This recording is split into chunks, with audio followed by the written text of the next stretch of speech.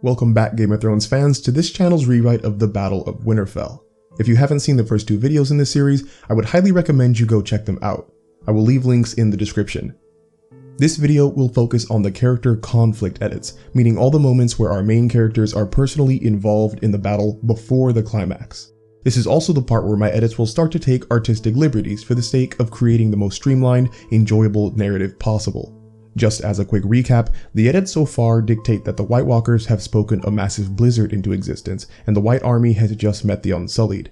Dany and Jon, each riding their respective dragons, lit the trenches around Winterfell and are now assisting the remaining Unsullied. Now, with all that said, let's get right into it.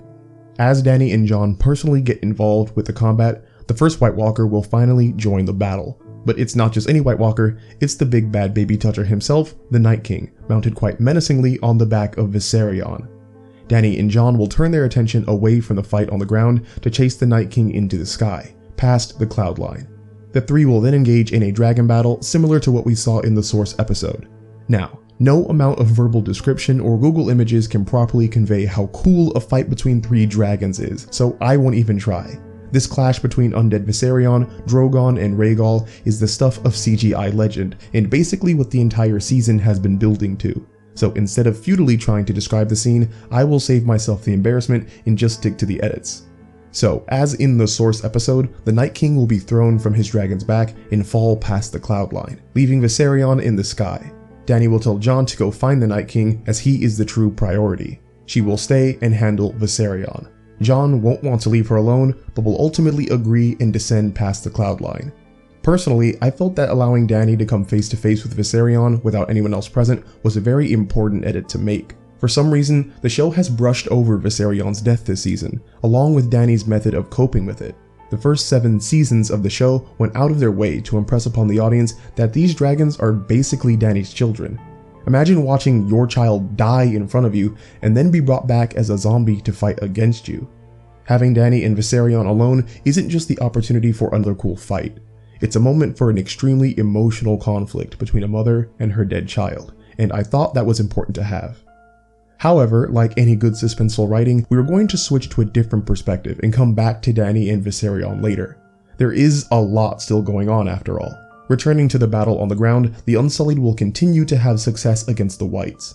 The Flaming Trench will kill or deter many of the Whites, and the Unsullied will kill the others that happen to get through.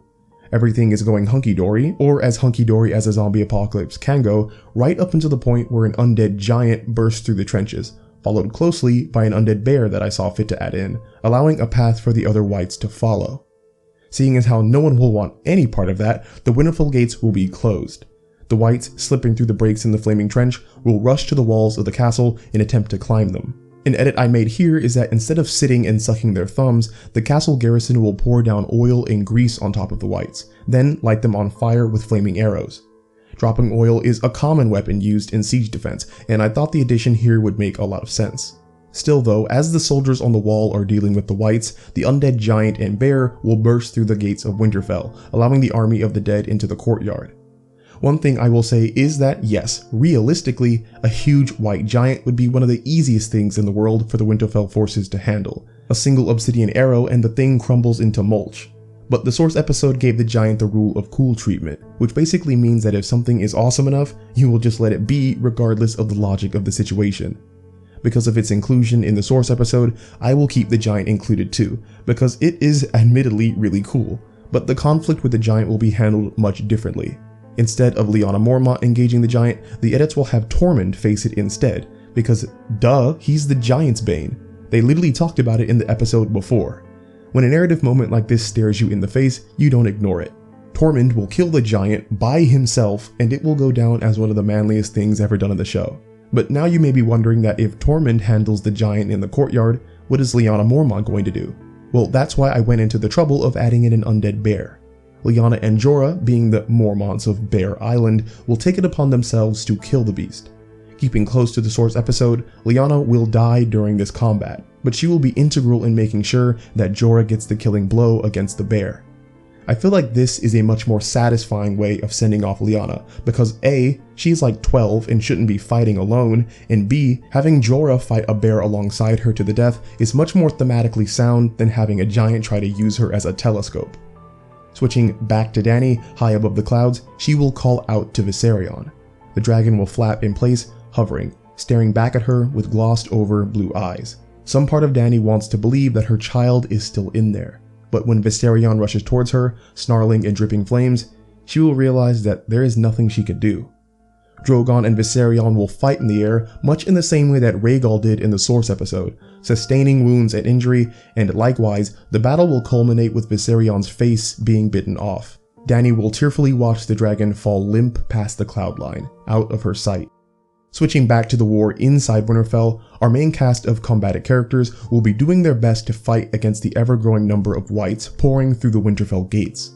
The garrison on the castle walls will have run out of oil, so now whites are starting to climb up and drop down from above as well. As the swarm increases to a nearly overwhelming amount, Jon will descend with Rhaegal, giving a much-needed blast of fire to clear the battlefield.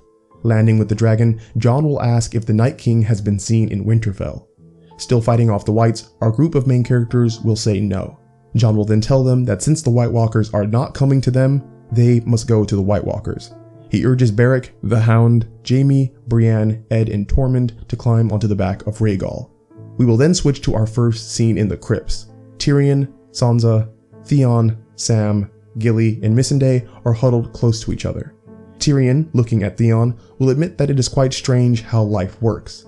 Twice the Ironborn waged war against the mainland, yet now the Prince of the Iron Islands has come ashore to die with the mainlanders.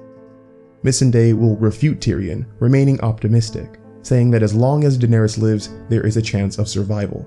Sam will agree, saying that the best warriors in Westeros are above fighting. Gilly will then turn to Sam and ask, "Then why are you down here?" Sam will again explain that he made a promise to Daenerys to protect the crypts. Theon will tell Sam that he should be protecting his family. Sam will answer back that he doesn't have much family left to protect. Theon will then say that Sam has Jon and all the other Night's Watchmen. They are his family now, the brothers of the Night's Watch.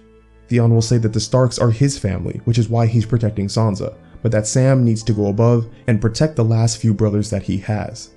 Gilly will agree, followed by Missandei, eventually convincing Sam to take Heartsbane and leave the crypts.